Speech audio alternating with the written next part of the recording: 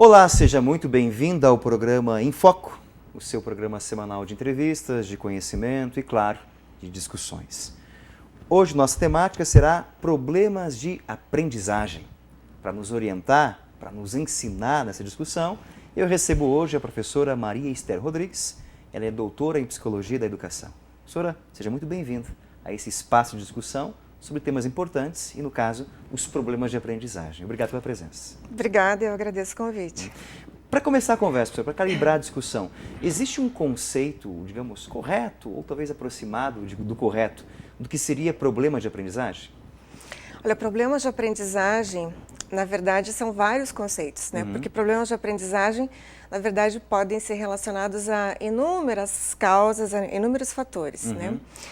Então, existem aqueles que são relacionados a causas neurológicas, né? Quando a gente fala em problemas de aprendizagem, geralmente as pessoas pensam em primeiro lugar nesses problemas. Geralmente no senso comum eu já imagino a doença, né? Exatamente, aspecto, né? Exatamente.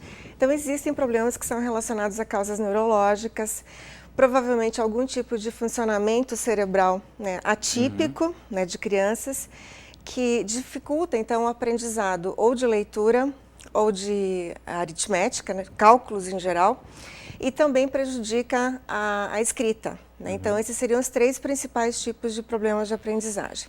Então, antigamente se falava em dislexia, em descalculia e disgrafia. Não se né? fala mais, Hoje em dia se usam os termos. Ainda se usa, né? Mas o termo mais atual seria transtornos de aprendizagem de leitura, de matemática e de escrita. Essa seria a terminologia atual, que corresponde ao que a Associação Psiquiátrica Americana estipulou no Manual Estatístico de Doenças Mentais, que é o DSM-4. Esses transtornos, eles podem ser inatos e podem ser adquiridos também ou não? No caso desses transtornos de aprendizagem, né, que se referem ao que o DSM descreve, né, esses são inatos. Né, eles têm caráter genético, né, têm caráter hereditário, e eles costumam atingir mais os meninos. Os meninos? Tem alguma explicação para isso ou não? Provavelmente alguma fragilidade genética masculina. Dos homens? Provavelmente isso. Sem machismo nenhum. Sem machismo nenhum. Só que esse tipo de problema de aprendizagem, na verdade, não é o único que existe. Né? Então, assim, geralmente o que aparece, salta aos olhos, né? O que as pessoas geralmente pensam em primeiro lugar são esse tipo de problema de aprendizagem. Agora, existem vários outros, né, que são relacionados a inúmeros outros fatores. Por exemplo, um problema de saúde qualquer, algum outro problema de saúde qualquer, pode gerar um problema de aprendizagem? Também pode. Uma criança com saúde física debilitada, ela certamente vai ter também algum tipo de déficit na sua aprendizagem. Né? Um retardo mental, um retardo intelectual, também é um problema de aprendizagem? Porém não é um transtorno. Né? Para que exista um transtorno de aprendizagem, uma das condições básicas é que a criança tenha a sua inteligência preservada. Né? Então, uma criança que tem um retardo intelectual, o que ela tem é exatamente isso, é um outro diagnóstico, é um retardo intelectual e não um transtorno de aprendizagem. Né? Existem também outros fatores, como os fatores pedagógicos. Né? Uma criança, por exemplo, que não é corretamente ensinada, ela também vai ter dificuldade para aprender. Então, problemas relativos à escola, à formação do professor, formação insuficiente, né? Ou ausência de formação do professor. Né, o professor inexperiente, né, para lidar com determinados tipos. Todos os processos. Com certeza. Mas nesse caso é possível depois reverter a situação, sim ou não? Nesse caso, sim. Então, assim, os transtornos de aprendizagem, eles são um tipo de problema. Né? Agora, existem, na verdade, sob a categoria problemas de aprendizagem, você tem um guarda-chuva muito amplo, né, que vai abarcar várias outras categorias que não somente os transtornos de aprendizagem. Né? Por exemplo, um índio, né, quando ele sai da reserva e vai estudar, né, numa escola do homem branco, ele vai ter um problema de aprendizagem? Provavelmente sim, provavelmente sim. Mas é devido a um transtorno? Não. É devido a um problema de adaptação cultural. Né? Então, esse caso é semelhante, então, a alunos que, por exemplo, saem de uma escola pública e entram numa escola particular. A adaptação promove esse processo de dificuldade de aprendizagem. E o oposto também. Sim, com certeza. E esse problema de adaptação, ele pode acontecer não só da escola pública para particular, né, como, na verdade, em qualquer grande mudança que uma criança tenha de uma escola para outra, ou então de um sistema de ensino para o outro, né? Crianças que saem, por exemplo, daquele sistema que antigamente se usava na primeira, quarta série, que agora vai até o 5º ano, né? Agora o sistema de ensino modificou o número de anos. Então, em que ele convivia apenas com um professor em sala de aula e, de repente, ele passa a conviver com vários professores. Isso também envolve um processo de dificuldades. dificuldades. Também pode gerar algum problema de adaptação. No caso, um problema de aprendizagem, porém não um transtorno. Exemplo, vamos supor, a criança sempre ia bem em matemática. Mudou o professor. Ele parece que trava, não consegue aprender. Envolve esse processo também de problema de aprendizagem. Sim, envolve a questão da relação do professor e do aluno, né? Relação professor-aluno, provavelmente mudança de método de ensino, né? Se houver essa mudança na seriação também, na convivência com outros professores. Recentemente eu fui procurada por uma jovem senhora, né, muito preocupada com o filho, que por ser o primeiro colocado na escola pública onde ele estudava, ela resolveu então matriculá-lo numa escola particular, né? Ele era o primeiro da sala na escola pública e ao passar para a escola particular ele passou a ter dificuldade de aprendizagem, né? E ao conversar então com os orientadores educacionais, né, até mesmo com a psicóloga da escola, ela foi informada que o filho seria imaturo para a aprendizagem. E ela veio perguntar para mim se isso procedia, né? Aí eu fiquei sabendo que era o caso justamente onde estava acontecendo isso que eu acabei de mencionar com você, né? Ele estava acabando de sair de uma escola para outra, né? Que além de serem escolas diferentes, né? Era uma escola pública para uma escola particular, né? Então provavelmente com uma política educacional também diferenciada, com sistema de ensino também diferenciado, metodologia diferenciada. E essa criança, então, passou a ter dificuldade. Se fosse uma criança imatura, ela não teria um bom desempenho anterior. Uma criança, quando é imatura para a aprendizagem, ela não deixa de ter um desempenho, ela não piora no seu desempenho. Na verdade, ela não consegue chegar a ter um desempenho suficientemente bom, né? Então, no caso, seria realmente um problema de adaptação, um problema de aprendizagem e não um transtorno. E que, infelizmente, às vezes no senso comum, as pessoas confundem o problema de adaptação com o transtorno. Sim, com certeza. Professora, no bloco anterior falamos um pouquinho dessa distinção entre problemas, entre déficit, entre transtornos, etc. Quais seriam as posturas de um pai e de um professor diante de uma criança que não consegue aprender? Se for um transtorno, o que ele tem que fazer? Se for problema de adaptação, o que ele tem que fazer? Olha, em primeiro lugar, você tem que identificar qual é a fonte, né? O que está gerando esse problema de aprendizagem, né? Existem 3 grandes categorias, né, que abarcam fatores relacionados aos problemas de aprendizagem.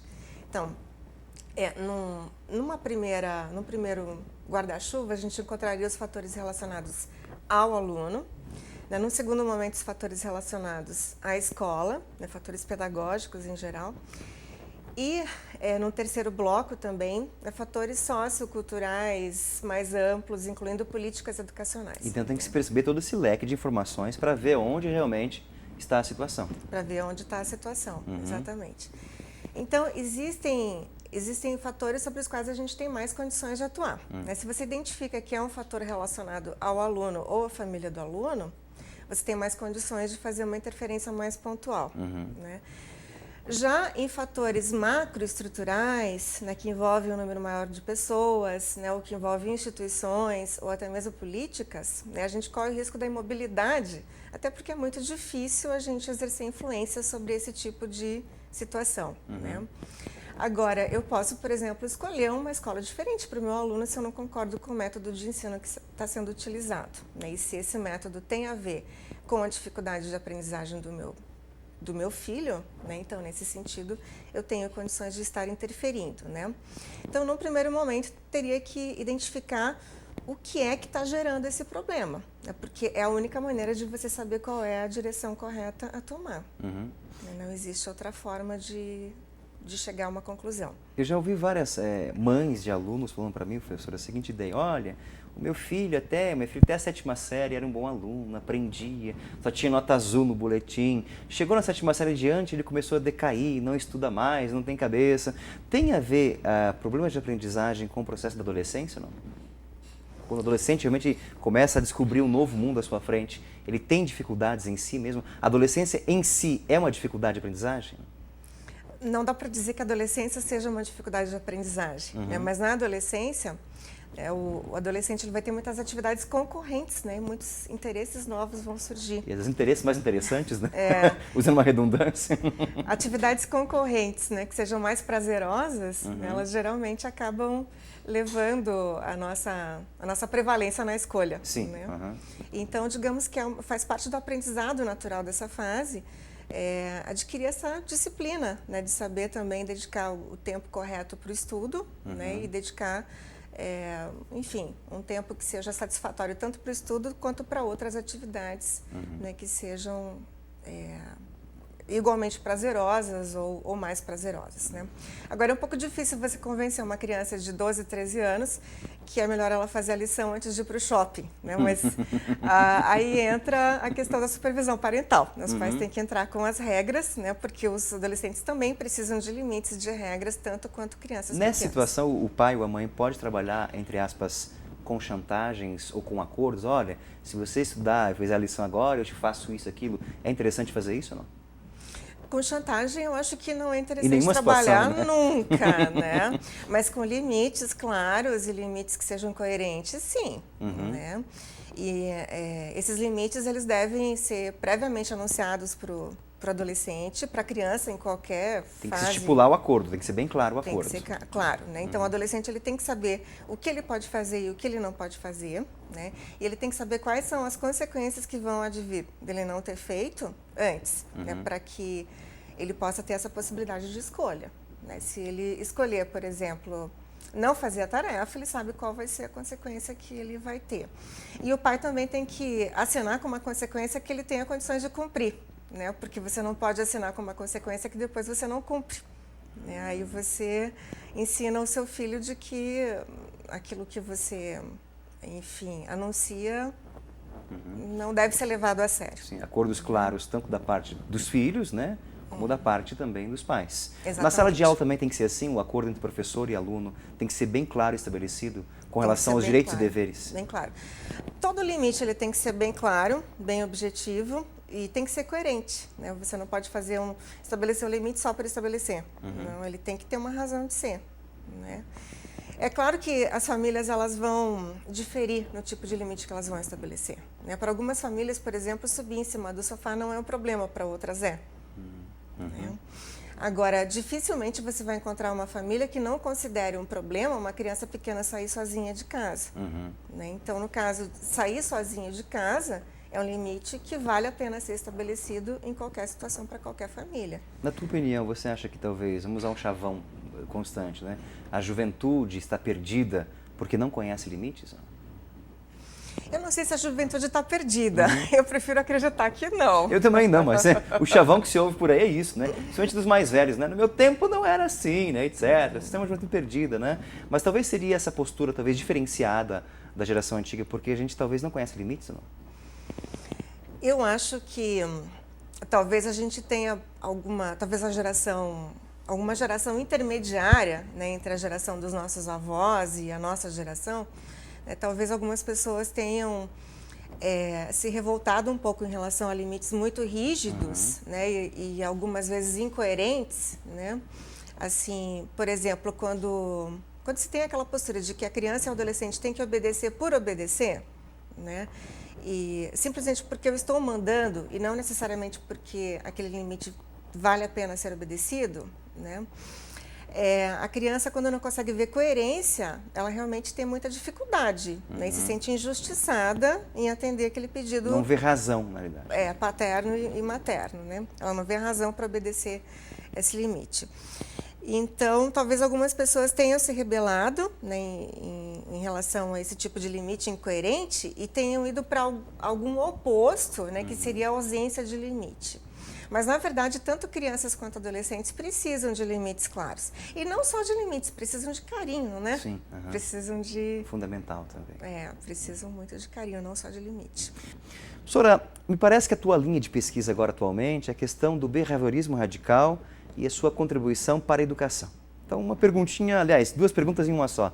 O que é behaviorismo E por que radical? O behaviorismo vem da palavra behavior em inglês, né? Que é comportamento. Então, quando a gente fala em comportamentalismo, em behaviorismo e comportamentalismo, a gente está falando da mesma coisa. Radical não seria no sentido de intransigente, seria no sentido de raiz. Né? Tem um ponto fixo mesmo de discussão. Isso, seria no sentido de raiz, porque o comportamento é visto como objeto de estudo, né, para essa linha da psicologia, né, que tem um berço americano, né, e tem uma tradição filosófica pragmatista. Também, né, o pragmatismo é uma linha filosófica americana, né? Então, é tanto uma psicologia americana como um berço filosófico americano também. Que contribuições isso pode trazer para a prática pedagógica, educativa?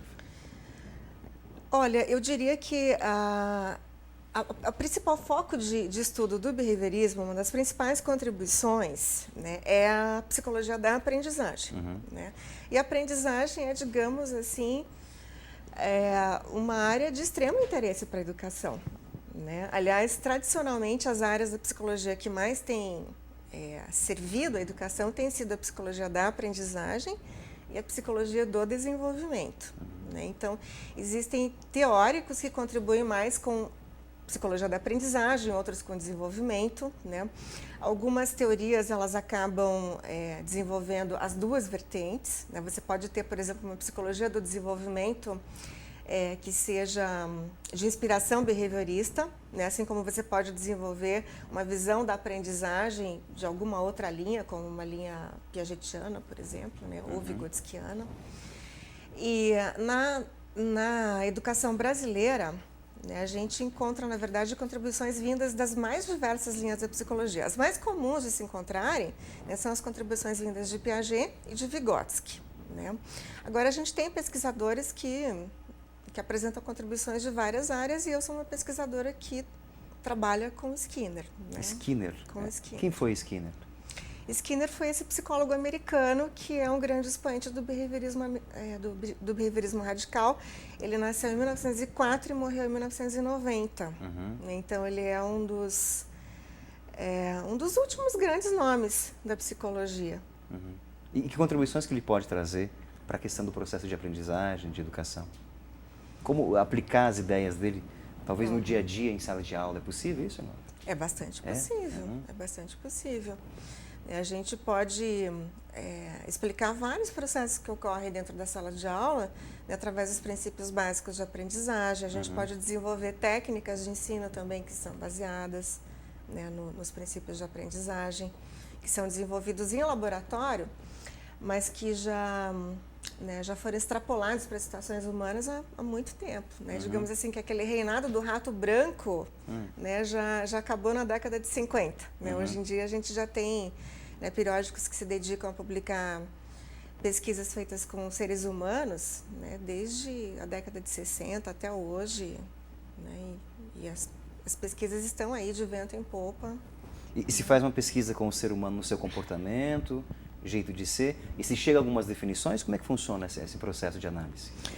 Por exemplo, vamos supor que você tenha um aluno que seja portador de um transtorno de déficit de atenção e hiperatividade. É aquele que não para na sala. Aquele que não para.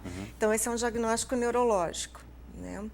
Então, essa criança, geralmente, ela pode ter dois tipos de tratamento. Ou ela pode receber medicamento, né?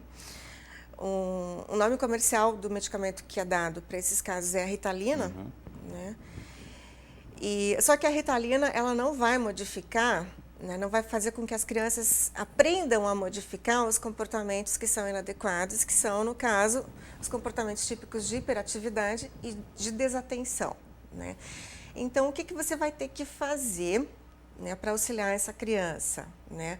O medicamento ele pode ser um auxiliar, né, para que você possa, então, ensiná-la a controlar a sua atenção, né, e a controlar a sua impulsividade, né, e a sua hiperatividade. Então, vamos supor, por exemplo, que você, dentro de uma análise do comportamento daquela criança, você chega à conclusão que uma das coisas que mantém ela muito agitada é que ela obtém a atenção dos seus colegas e do professor quando ela está muito agitada.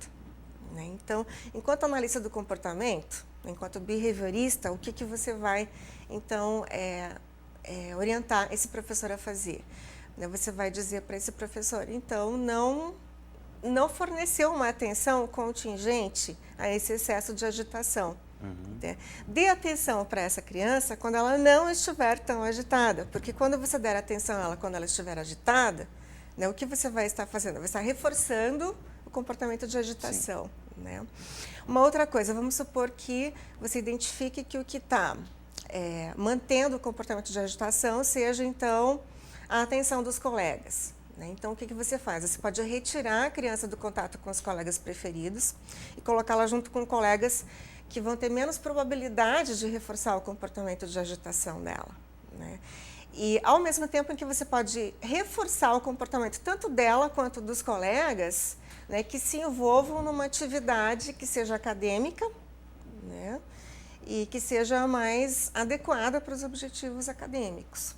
Né? Isso, entre aspas, pode criar um processo de treinamento, de mudança de situações, de relações ou não?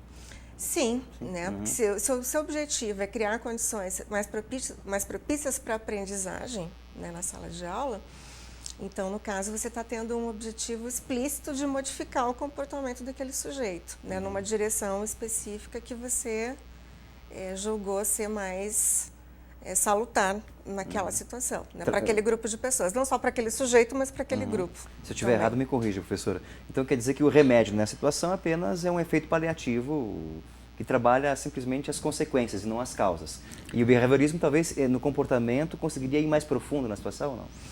O remédio, se você deixa de dar o remédio para a criança, os sintomas voltam imediatamente. O remédio ele só vai auxiliar enquanto a ação química está tendo efeito. Né? A partir do momento em que a Ritalina para de fazer efeito, né, você já sabe, porque o nível de agitação já volta ao normal imediatamente. Né? Então, você tem que aproveitar, né, utilizar digamos, essa folga que o remédio te dá para trabalhar, para fazer com que a criança aprenda novas formas de se comportar. Né? Aprenda a controlar a sua atenção e a sua impulsividade, que é uma coisa muito salutar para ela e para as pessoas que vão conviver com ela para o resto da vida. Professora, muito obrigado pelo seu tempo, pela sua aula, sua disponibilidade, sua sabedoria partilhada comigo, com quem está em casa também. Muito obrigado. Imagina. A você em casa, muito obrigado pela audiência. Até o próximo programa. Um forte abraço. Tchau, tchau.